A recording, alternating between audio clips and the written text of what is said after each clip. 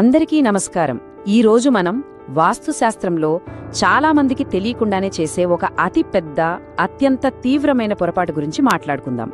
అదేంటంటే ఇంటికి నైరుతి మూలలో టాయిలెట్ కట్టడం. ఇది ఎంత పెద్ద పొరపాటంటే ఇది ఇంటి పునాదినే కదిలించేయగలదు. దాని గురించి వివరంగా ఇప్పుడు చూద్దాం.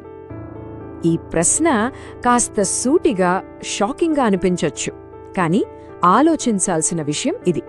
ఎందుకంటే వాస్తు ప్రకారం ఇంట్లో బాత్రూమ్ ఉన్న ప్రదేశం ఆ ఇంట్లో నివసించేవారి ఆరోగ్యం, వాళ్ల సంపద, వాళ్ల జీవితంలోని స్థిరత్వం, ఇలా అన్నింటిపైన తీవ్రమైన ప్రభావాన్ని చూపుతుంది. వినడానికే ఆశ్చర్యంగా అనిపించొచ్చు గాని ఇది అక్షరాల నిజం.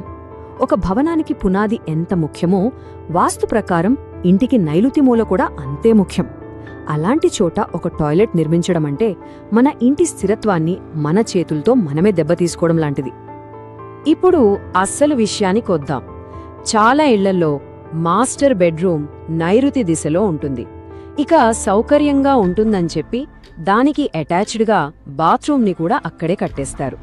కానీ ఇలా చేయడం వల్ల మనకు తెలియకుండానే ఒక అతిపెద్ద వాస్తు దోషాన్ని మన ఇంట్లోకి ఆహ్వానిస్తున్నాం. ప్రాచీన గ్రంథాలు దీన్ని ఎంత తీవ్రంగా పరిగణిస్తాయో చూడండి. నైరుతి మూలలో టాయిలెట్ కట్టడమంటే మన పూర్వీకులు కొలువై ఉండే పవిత్ర స్థానాన్ని మనం అపవిత్రం చేసినట్టేనని చెబుతున్నాయి. ఈ ఒక్క వాక్యం చాలు ఈ దోషం యొక్క తీవ్రతను అర్థం చేసుకోవడానికి. సరే, అసలు ఈ నైరుతి మూలకే ఎందుకంత ప్రాముఖ్యత? ఆ స్థానం ఎందుకంత పవిత్రమైంది? ఆ విషయాన్ని అర్థం చేసుకోవాలంటే మనం వాస్తు పురుష మండలం, ఇంకా అక్కడ కొలువై ఉండే దేవతల గురించి కొంచెం తెలుసుకోవాలి. సింపుల్గా చెప్పాలంటే వాస్తు పురుష మండలం అంటే మన ఇంటికి ఒక ఆధ్యాత్మిక బ్లూ ప్రింట్ లాంటిది. ప్రతి దిక్కుకి, ప్రతి మూలకి ఓ శక్తి, ఓ అధిదేవత ఉంటారన్నమాట. ఇక్కడొక చాలా ఆసక్తికరమైన విషయం ఏంటంటే వాస్తుశాస్త్రం మన ఇంటిని కేవలం ఇటుకల కట్టడంగా చూడదు, దాన్ని ఒక సజీవ శక్తిగా పరిగణిస్తుంది. విశ్వకర్మ ప్రకాష్ లాంటి ప్రామాణిక గ్రంథాలు ఏం చెప్తున్నాయంటే నైరుతి మూల అనేది వాస్తు పురుషుడి శరీరంలోని కాళ్ల భాగానికి, ముఖ్యమైన అవయవాలకు ప్రతీక. ఈ ప్రాంతాన్ని ప్రధానంగా నలుగురు దేవతలు పాలిస్తారు. మొదటిది పితృదేవతలు, అంటే మన వంశాన్ని కాపాడే మన పూర్వీకులు. రెండవది దౌవారిక, మన సంపదకు కాపలాదారుడు.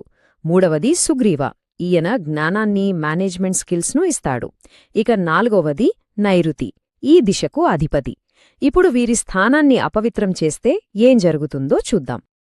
ఓకే, ఇక్కడ్నుంచే అసలు కథ మొదలవుతుంది. నైరుతిలో టాయిలెట్ ఉంటే అది ఒక్క సమస్యతో ఆగదు. ఒకదాని తర్వాత ఒకటి ఒక సమస్యల గొలుసుకట్టులా తయారవుతుంది.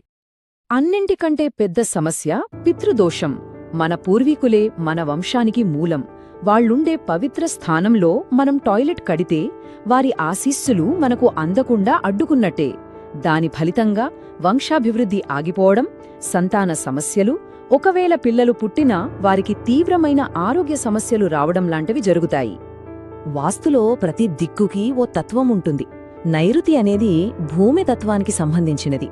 అంటే భూమి ఎలాగైతే స్థిరంగా, గట్టిగా ఉంటుందో ఈ మూల కూడా ఎప్పుడూ బరువుగా, ఎత్తుగా, స్థిరంగా ఉండాలన్నమాట. ఇక్కడ చూడండి ఎంత తేడా ఉందో.